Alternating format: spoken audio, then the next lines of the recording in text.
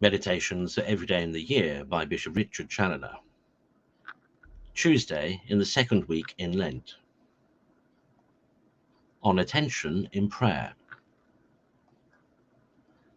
Consider first that the most essential condition to make our prayer either acceptable to God or beneficial to ourselves is a serious attention. It deserves not the name of prayer without it.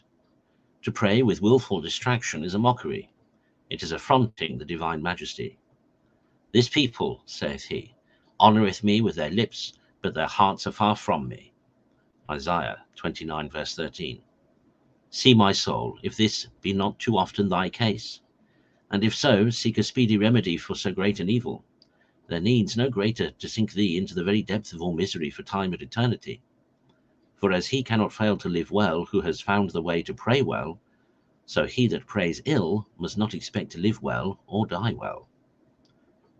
Consider, secondly, that in order to pray well, our heart and mind must go always along with what we are about, or which is the best attention of all, and most conducing to bring us to the love of God.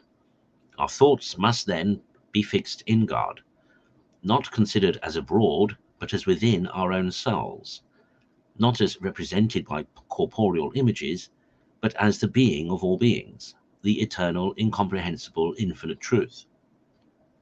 But that we may be better able to keep this attention in the time of prayer, we must hearken to the admonition of the wise man.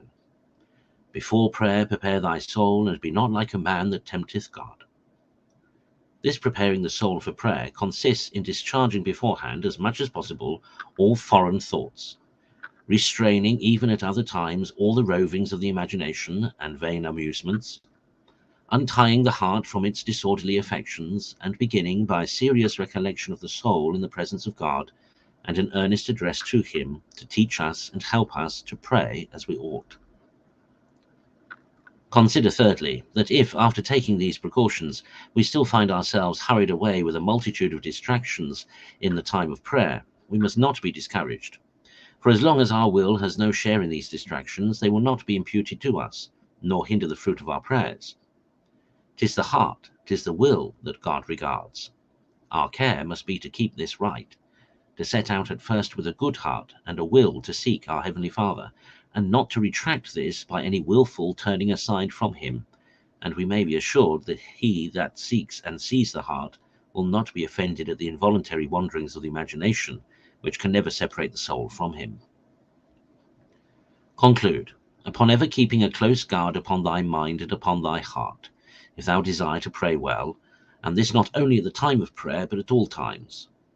For if thou live in a constant dissipation of thought at other times, and with a heart set upon irregular affections and cheating vanities, how canst thou expect but that both thy mind and heart in the time of prayer will be still running after those things they are accustomed to, and which they have unhappily made their treasure instead of God?